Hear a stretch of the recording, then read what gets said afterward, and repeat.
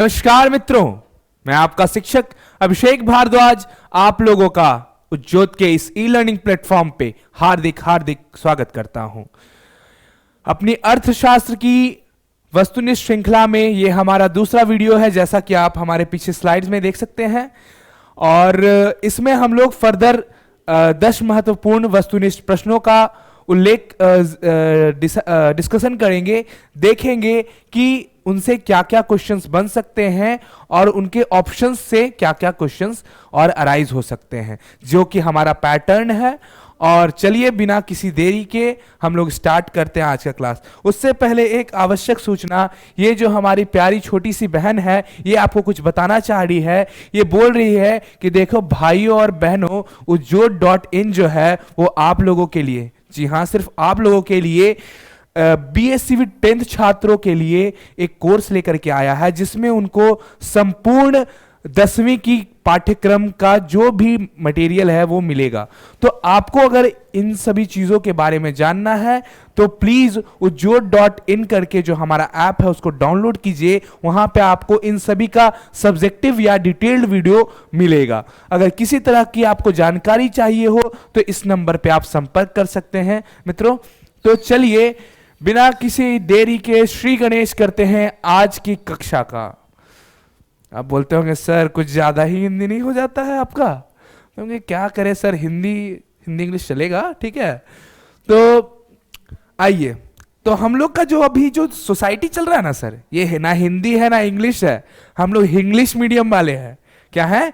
English medium, यानी Hindi plus English वाले हैं हम लोग। ना हिंदी सही से आता है ना इंग्लिश सही से आता है, लेकिन चलते हैं दोनों लेकर के, इसलिए we are in English medium. Okay, चलिए लेट्स गेट स्टार्टेड। तो आज का जो पहला प्रश्न है आप लोगों के लिए, कहता है कि आर्थिक क्रियाओं का उद्देश्य होता है, कि आर्थिक क्रियाओं का क्या उद्देश्य होता है वो समझना हम लोगों को।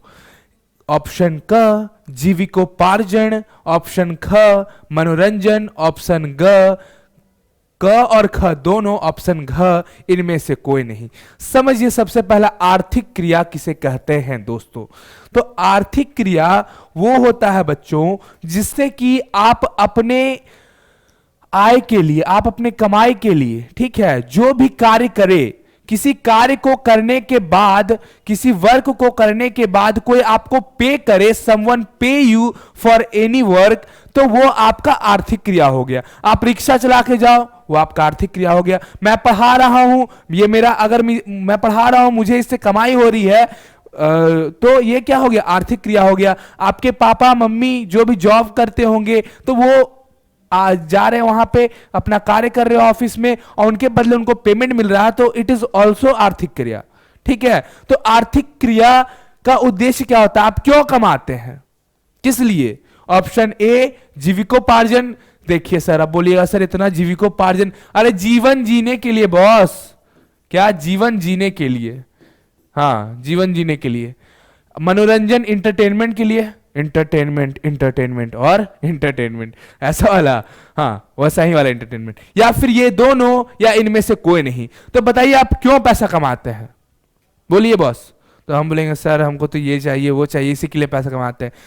मेनली जो आपकी आवश्यकताएं हैं वो क्या है? जीवन जीने के लिए, आप अपने जीविकोपार्जन के लिए आर्थिक क्रियाओं का उद्देश्य होता है। आप पैसा इसलिए कमाते हैं ताकि आप अच्छा से जी सके, आप अच्छी शिक्षा दे सके अपने बच्चों को, खुद का आर्थिक विकास कर सके, अपनी आवश्यकताओं को पूर्ण कर सके। तो क्या हो गया मेन उद्देश्य आर्थिक क्रियाओं का? तो जीविकोपार्जन यानी जीवन जीना। ठीक है, coming to the next question मित्रों।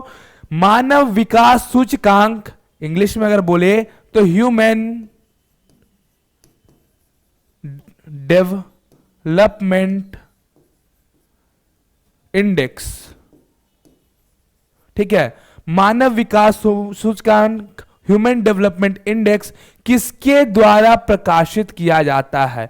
यानी ह्यूमन डेवलपमेंट इंडेक्स कौन प्रकाशित करता है, कौन जारी करता है? तो ये क्या होता है सर? तो देखिए ह्यूमन डेवलपमेंट इंडेक्स, नाम से ही देख रहे हैं, मानव विकास सूचकांक, यानी जिससे मानव का विकास हो, जिससे मानव का विकास हो, वो सूचकांक, वो इंडेक्स कौन बनाता है या कौन प्रकाशित करता है?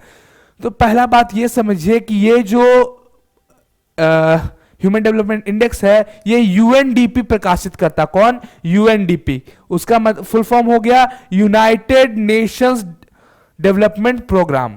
यूनाइटेड नेशंस डेवलपमेंट प्रोग्राम यानी संयुक्त राष्ट्र विकास कार्यक्रम के तहत यह मानव विकास रिपोर्ट प्रकाशित होता है। ठीक है। इस अब WHO और WTO है, ये दोनों क्या होता है सर? तो WTO होता है वर्ल्ड ट्रेड ऑर्गेनाइजेशन यानी विश्व व्यापार संगठन। ये क्या करता है बच्चों? ये विश्व के स्तर पे जितने भी व्यापार जितने भी होते हैं उनका लेखा जोखा देखता है। उसी तरह एक होता है WHO, इसको बोलते हैं वर्ल्ड हेल्थ ऑर्गेनाइजेशन यानी वैश्विक रूप से स्वास्थ्य का देखरेख कौन करता है? WHO करता है। अभी हाल ही में जो कोरोना महामारी आई थी और किसी भी बीमारी को महामारी घोषित करने का अधिकार WHO को है, इसी ने वैश्विक महामारी के रूप में कोरोना को रिकॉग्नाइज किया था। किसने? WHO ने। ठीक है। तो मानव विकास सूचकांक किसके द्वारा प्रकाशित किया जाता है? तो यूनाइटेड नेशंस डेवलपमेंट प्रोग्राम के द्वारा। ठीक है, UNDP के द्वारा। आर्थिक विकास का गैर आर्थिक कारक कौन है? समझिए कहने का मतलब, जिस चीज से आर्थिक विकास हो लेकिन उसका गैर आर्थिक कारक मतलब वो आर्थिक आधार पे वो लिंक्ड नहीं है, मतलब पैसे के आधार पे वो लिंक्ड नहीं है। कौन? प्राकृतिक संसाधन, तकनीकी विकास, सामाजिक संस्थाएं या मानवीय संसाधन। समझिए, प्राकृतिक संसाधन, क्या लौह खनिज ये सब आर्थिक व्यवस्था से संबंधित नहीं है? उद्योग आर्थिक व्यवस्था से संबंधित नहीं है? तो कहिएगा हाँ सर है। तो ये क्या गैर आर्थिक कारक होगा? नहीं। जिनसे हमारा कमाई हो वो गैर आर्थिक कारक नहीं बल्कि आर्थिक कारक होगा। तो प्राकृतिक संसाधनों से कमाई होता है सर, लकड़ी, पेड़ पौधा, ठीक है, आपको कोयला, पेट्रोलियम, ये सब प्राकृतिक संसाधन है, इनसे कमाई होता है। यस। तो ये गैर आर्थिक कारक होंगे? नहीं। ठीक है। तकनीकी विकास, जो टेक्नोलॉजी डेवलप हो रहा है, जैसे हम देखें कि मोबाइल आया, IT आया, तो इन सभी से भी कमाई हो रहा है, तो क्या ये गैर आर्थिक कारक होंगे? नहीं।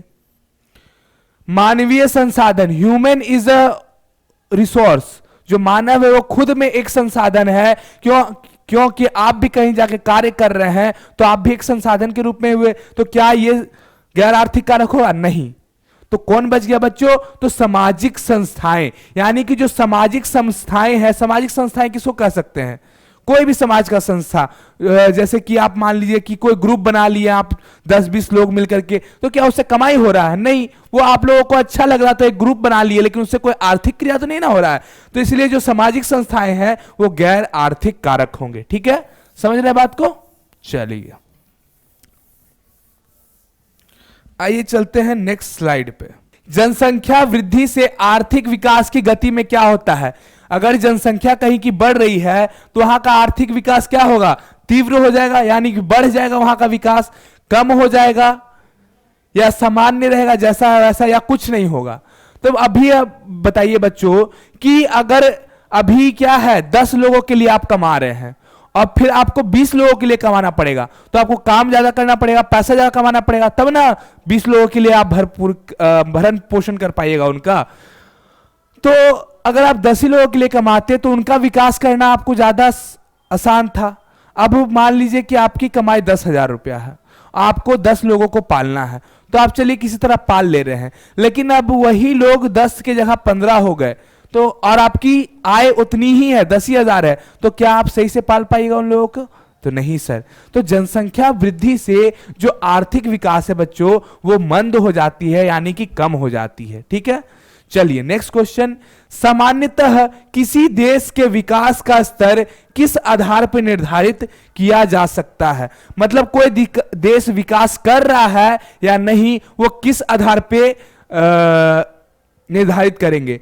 प्रति व्यक्ति आय के आधार पे, सामाजिक संस्थाओं के आधार पे, तकनीकी विकास के आधार पे, या मानवीय संसाधन के आधार पे?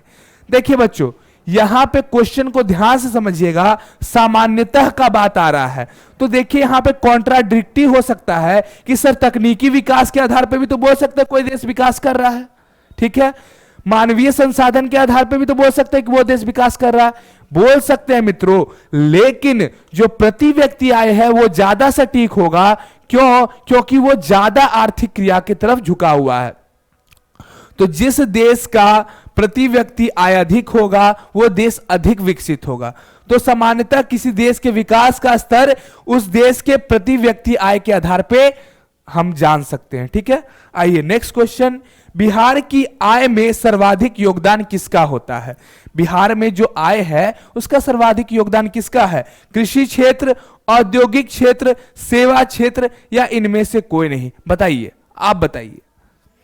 अब देखिए क्या बिहार में उद्योग है, बड़े बड़े कंपनियां हैं, फैक्ट्रीज हैं, लोहा बन रहा है, यहां कोयला बन रहा है, बिजली बन रहा है बहुत अधिक संख्या में, कि बाहर भी हम लोग उसको एक्सपोर्ट कर रहे हैं? तो नहीं, ऐसा तो नहीं है। तो उद्योगों का कमी है बिहार में, इसलिए तो बिहार पिछड़ा राज्य है बच्चों, ठीक है। तो ये नहीं हुआ, ठीक है। सेवा क्षेत्र, सेवा क्षेत्र से नहीं है। अभी हम लोगों ने जो हमारे डिटेल कोर्स देखे होंगे उनको पता होगा, मैंने बताया था अपने क्लासेस में, लेक्चर्स में मैंने बताया था कि जो बिहार है उसकी पूर्ण आर्थिक व्यवस्था पूर्णतः कृषि क्षेत्र पे आधारित है। और अगर हम कृषि का विकास करते हैं तो बिहार की आर्थिक व्यवस्था खुद से विकसित हो जाएगी, ठीक है। चलिए, तो बिहार की आय सर्वाधिक सर्वाधिक किसका योगदान है? तो कृषि का योगदान है। नेक्स्ट क्वेश्चन पे आते हैं। क्वेश्चन है बॉस कि सर्वप्रथम भारत की राष्ट्रीय आय का अनुमान किसने लगाया था?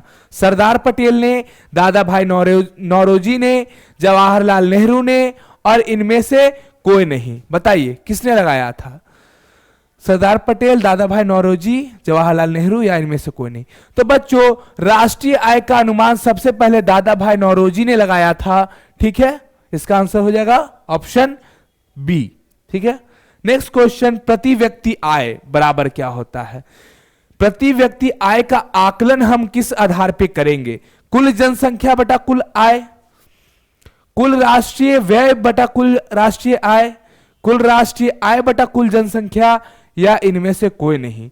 तो देखिए बच्चों, ये एक फॉर्मूला होता है प्रति व्यक्ति आय निकालने का, कि उस देश का जितना आय है उस देश के आय को अगर उस देश की कुल जनसंख्या से अगर हम भाग दे देते हैं तो जो भागफल आता है वो क्या होता है? एक व्यक्ति के द्वारा अर्जित किया गया धनराशि होता है, ठीक है। तो प्रति व्यक्ति आय क्या हुआ? कुल राष्ट्रीय आय बटा कुल जनसंख्या आपको प्रति व्यक्ति आय होता है। ये एक फॉर्मूला है, याद रखिएगा इकोनॉमिक्स का। आइए नेक्स्ट क्वेश्चन, कहता है निजी कंपनी या निजी व्यक्ति का प्रभुत्व होता है। कहां पे निजी कंपनियों या निजी व्यक्तियों का प्रभुत्व होगा? ऑप्शन ए समाजवादी अर्थव्यवस्था में, ऑप्शन बी मिश्रित अर्थव्यवस्था में, ऑप्शन सी पूंजीवादी अर्थव्यवस्था में, या ऑप्शन डी इनमें से कोई नहीं? तो देखिए बच्चों, समाजवादी अर्थव्यवस्था में सरकारी प्लस निजी, सरकारी प्लस निजी होता है, ठीक है, यानी गवर्नमेंट प्लस प्राइवेट रहता है। एक मिनट सॉरी, मिश्रित में गवर्नमेंट प्लस प्राइवेट, ठीक है। और जो समाजवादी होता है इसमें सिर्फ क्या है? गवर्नमेंट का होता है। और जो पूंजीवादी अर्थव्यवस्था होती है बच्चों, इसमें क्या होता है? सिर्फ प्राइवेट प्लेयर्स का इसमें प्रभुत्व होता है, यानी प्राइवेट लोगों का ज्यादा इसमें प्रभुत्व होगा। किसमें होगा? पूंजीवादी अर्थव्यवस्था में, ठीक है। नेक्स्ट है यूएनडीपी का पूरा नाम क्या है? फुल फॉर्म क्या होता है? तो Union National Development Programme, United National Development Programme, Union National Domestic Programme, या इनमें से कोई नहीं? यहां देखिए थोड़ा सा गलती है बच्चों, नेशनल नहीं होगा, यूनाइटेड नेशंस होगा। क्या होगा? यूनाइटेड नेशंस, ठीक है, नेशंस होगा। तो यूएनडीपी का पूरा जो फुल फॉर्म होता है बच्चों वो होता है यूनाइटेड नेशंस डेवलपमेंट प्रोग्राम, ठीक है। तो ये रहा टोटल क्वेश्चंस, आज के 10 महत्वपूर्ण वस्तुनिष्ठ प्रश्न। ठीक है। तो बच्चों, मैं आशा करता हूं आप लोगों को यह सेशन अच्छा लगा होगा और इसी तरह हमारे साथ जुड़े रहिए और हमें सपोर्ट करते रहिए। और अगर आपको यह वीडियो अच्छा लगता है तो do like and comment in the comment box. तब तक के लिए पढ़ते रहिए, स्वस्थ रहिए, मस्त रहिए।